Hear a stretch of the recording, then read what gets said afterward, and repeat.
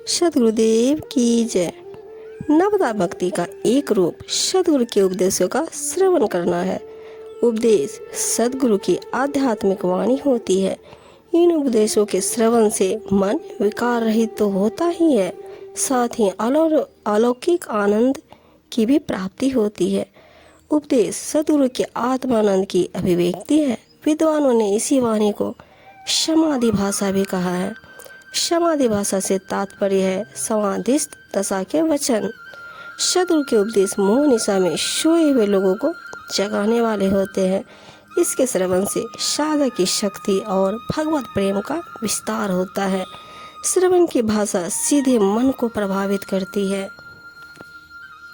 जो भक्त सद्गुरु के सुधामय उपदेशों को श्रद्धा भाव से श्रवण कर अपने जीवन में उतार लेते हैं, उनके जीवन में एक आध्यात्मिक क्रांति का सूर्योदय होता है, जो अज्ञानता के अंधेरे को मिटा डालता है।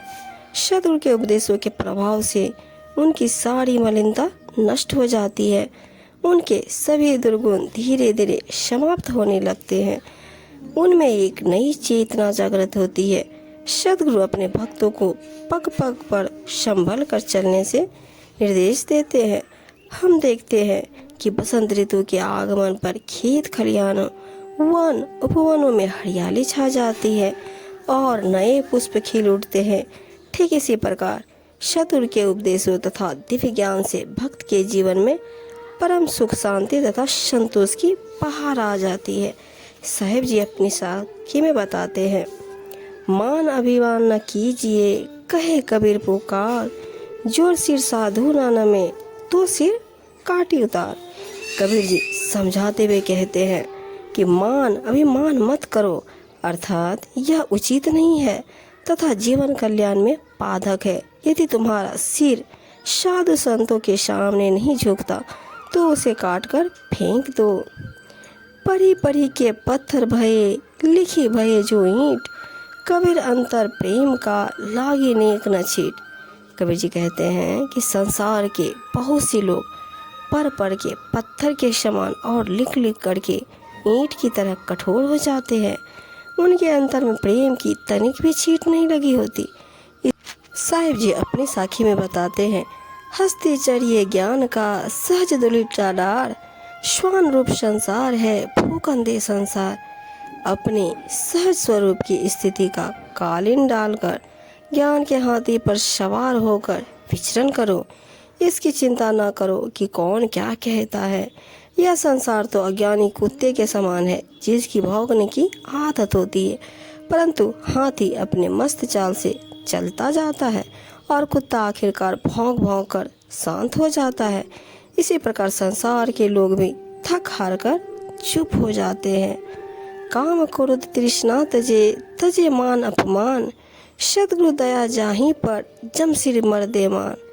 जो सद्गुरु की सेवा भक्ति करते हुए उनके ज्ञान उपदेश के मार्ग पर चल पड़ते हैं, वे सेवक भक्त सद्गुरु के कृपा पात्र बन जाते हैं। इस प्रकार के भक्तों पर जब सद्गुरु की कृपा हो जाती है तो वे काम वासना क्रोधाग्नि तथा मोह तृष्णा को त्याग कर मान अपमान से रहित हो जाते हैं, अर्थात वे मृत्यु तक को भी जीतने में समर्थ हो जाते हैं।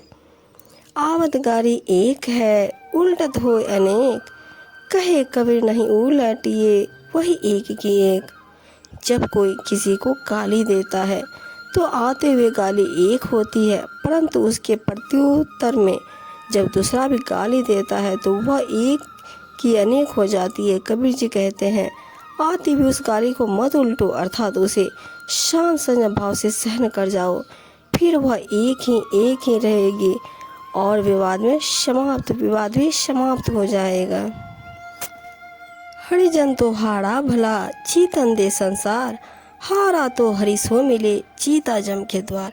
संसार के लोग जिस जीत को जीत और हार को हार समझते हैं, परमात्मा के प्रेमी संत जन उनसे भिन्न है।